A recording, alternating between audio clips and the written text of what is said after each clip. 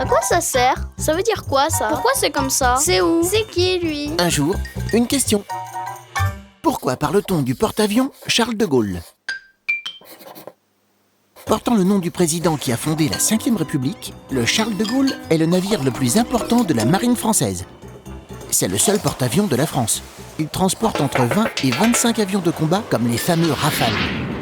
Depuis le 23 février, il participe à la force internationale qui combat l'État islamique, un mouvement terroriste en Irak et en Syrie. En allant dans le golfe Persique à côté de ces pays, le Charles de Gaulle permet aux avions français de se rapprocher de leur cible. Avant, les avions français décollaient de la base militaire Al-Dafra, située à 3 heures de vol des objectifs militaires en Irak. Depuis l'arrivée du porte-avions, le temps de vol est divisé par 2, soit 1h30 pour rejoindre l'Irak. Avec le Charles de Gaulle, la France double aussi le nombre d'avions engagés dans la guerre contre l'État islamique. Les avions de la force internationale sont chargés de bombarder des centres d'entraînement et des réserves d'armes des terroristes. Ils font également de la reconnaissance, c'est-à-dire qu'ils recueillent des renseignements sur cet ennemi.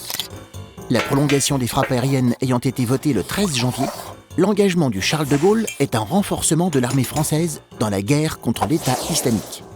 Car depuis 2013, ce groupe terroriste a conquis une partie importante de l'Irak et de la Syrie.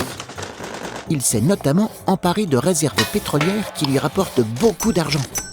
Il est donc urgent d'empêcher l'État islamique de devenir plus puissant et de dominer entièrement l'Irak et la Syrie. Tu te poses des questions? Nous, on y répond.